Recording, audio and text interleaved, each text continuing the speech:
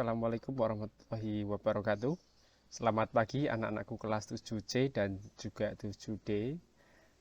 Pak Fahmi harap kalian dalam keadaan yang sehat dan siap untuk menerima materi pada hari ini. Ya, anak-anakku, kita masih melanjutkan materi yang kedua, masih dalam unit 1 menggambar. Ya, diharapkan pada akhir materi ini kalian nanti mampu satu, menggambarkan komposisi benda sesuai dengan proporsinya. Kemudian yang kedua, menggunakan pensil untuk menciptakan arsir yang menunjukkan volume.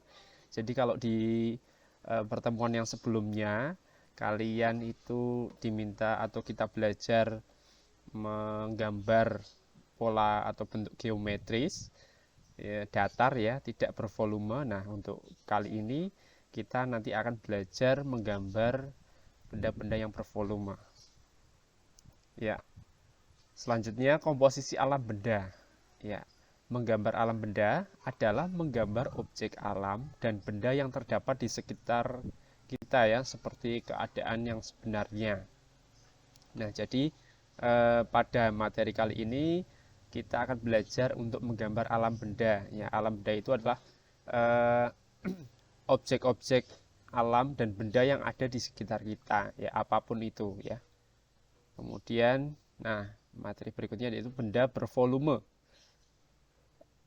Benda bervolume itu contohnya misalnya adalah limas, silinder, kotak, bola, kerucut, ya, kemudian cekong cembung atau bentuk lainnya di sekitar kalian ya. Banyak sebenarnya benda-benda yang bentuknya seperti yang saya sebutkan tadi ya, nanti akan kita bahas.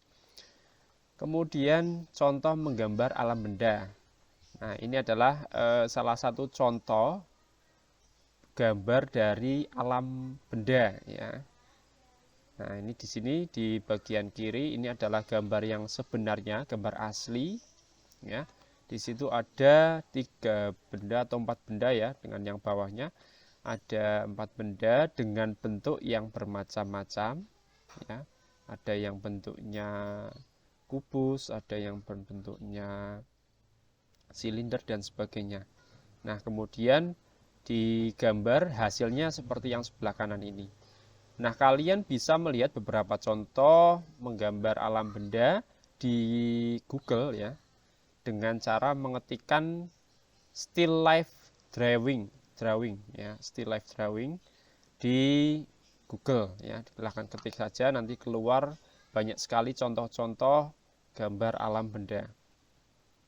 Ya, media yang kita gunakan kali ini adalah hanya kertas dan pensil ya. Jadi hanya kertas dan pensil. Tidak perlu warna ya. Nah, kemudian prosedur membuatnya. Nah, ini adalah langkah-langkah membuatnya. Ada 2 langkah. Yang pertama adalah membuat sketsa dan yang kedua adalah menggambar benda bervolume. Nah, pertama susunlah 4 benda yang ada di rumah lalu diletakkan di atas meja. Jadi misalnya kamu di rumah ada itu ya, kalau di contoh ini ada misalnya ada setrika, kemudian ada buah, ya ini ada kebetulan buah mangga, kemudian ada ini apa parfum ya. Nah, dan sebagainya itu kalian susun 4 benda yang ada di rumah kalian. Kemudian yang kedua, membuat sketsa dengan komposisi atau tata letak yang berbeda dengan bentuk geometris ya. Kalau ini komposisinya kebetulan seperti ini dicontoh ya. Nah, sketsa itu apa? Sketsa itu adalah kira-kira coretan atau goresan-goresan yang sekiranya menjadi dasar kalian menggambar ya. Nah, di sini sudah ada contohnya, bisa kalian lihat. Ini adalah garis-garis dasar untuk menggambar benda-benda yang ada di contoh tersebut. Oke, selanjutnya eksplorasi tampak dan komposisi objek yang sangat berbeda. Nah, kira-kira kalian mengeksplorasi, kemudian tampak dan komposisi objeknya berbeda-beda ya. Kemudian yang berikutnya adalah pilihlah salah satu komposisi yang menurutmu terbaik ya. Jadi dengan susunan, misalnya kalau tadi ya, ini yang dicontoh adalah setrikanya di sebelah kiri, bisa kalian otak-atik, dicari komposisi yang sangat baik menurut kalian. Nah, kemudian diskusikan pilihanmu dengan orang tua atau kakakmu. Jadi setelah kamu bereksplorasi, dicoba-coba komposisi yang terbaik menurutmu mana, kemudian dikonsultasikan dengan orang tua atau kakakmu.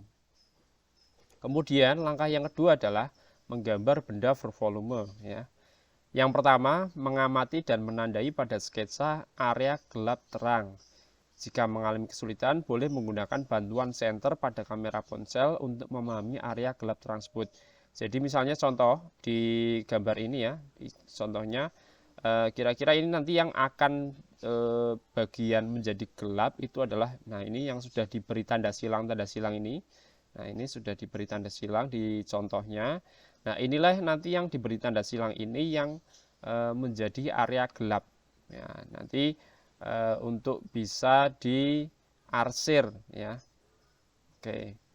Selanjutnya kalau misalnya kamu kesulitan, kamu bisa menggunakan senter. Jadi kamu pakai senter dari HP bisa ya.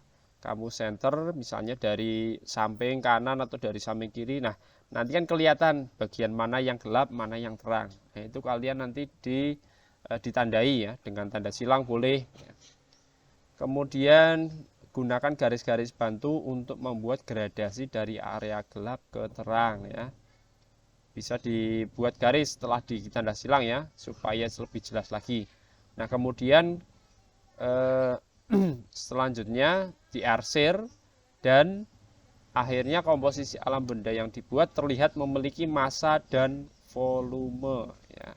Memiliki massa dan volume dengan area gelap terang tadi, sehingga terlihat komposisi alam benda yang kalian buat terlihat memiliki massa dan volume. Nah, ini ada contoh lain juga ya. Ini adalah rangkuman dari langkah-langkah tadi ya. Jadi yang pertama, kalian membuat sketsanya terlebih dahulu ya, yang sebelah kiri ini. Buat sketsanya, garis dasarnya dulu.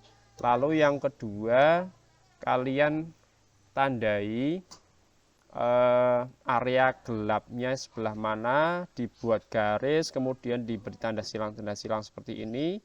Kemudian yang terakhir kalian arsir ya. Arsir bagian yang sudah kalian tandai tadi, sehingga muncul area gelap terang dan terciptalah karya kalian sehingga memiliki kesan volume dan massa ya. Saya kira itu anak-anak untuk materi kali ini.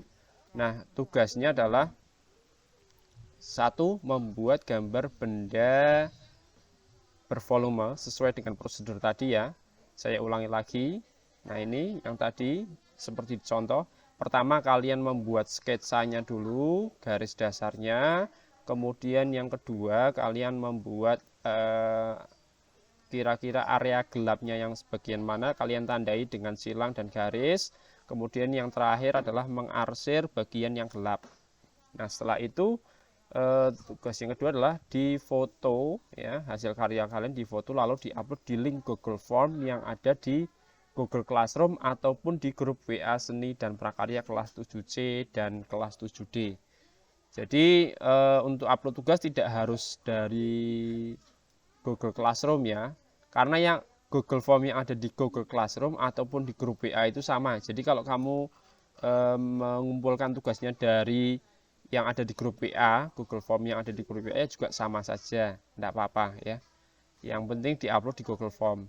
Nah, kalau ada kendala bisa japri atau chat pribadi ke Pak Fahmi ya.